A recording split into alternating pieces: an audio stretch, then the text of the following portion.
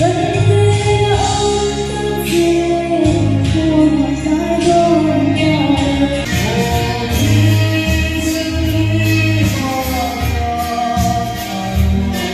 lâu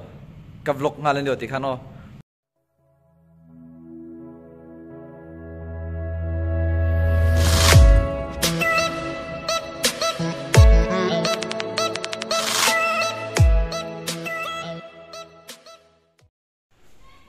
với nào hay Good Friday in Pua Cha na tur kan nei me ka Good Friday in Pua Cha na tur moi te a chon heta roti hello roti hey zai Good Friday program mi tur la kan zirvel me kani với nào hian in khom ban Sunday in khom ban ya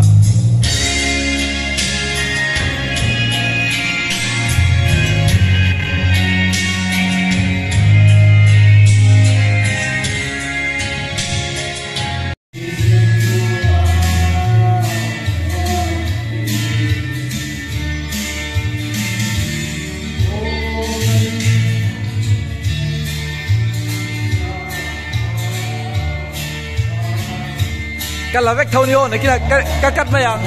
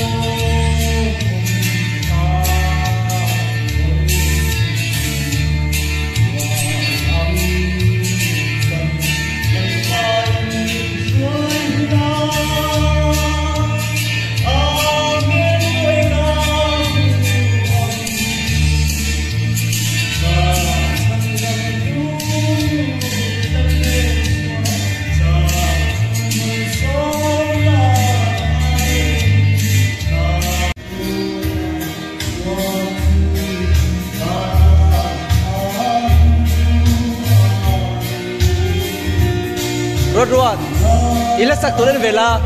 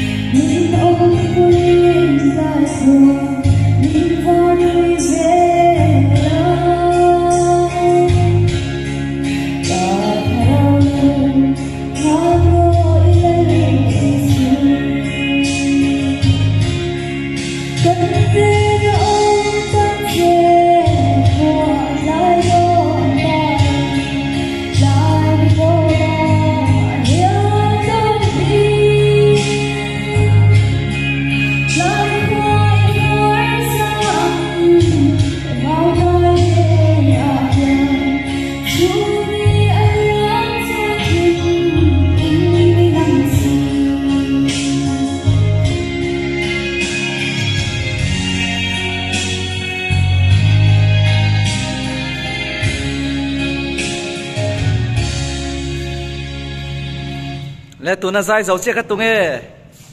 rat oh ro rat Easter Sunday ya zai do na abulami moite ania ani Good Friday zana tro zana zai do na kai hi ka zai don lo ni cái hi mình request na chang an shelo tlat maya zai ve don lo ni ti khan hai an la turan thang ve langa mi to vel don ni ni kan biakin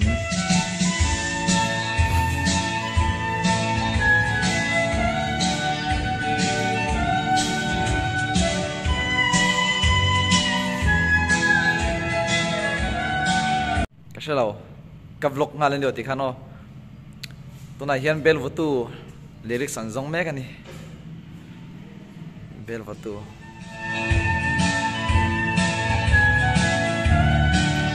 ikiam ve kami ikiam ve kani chu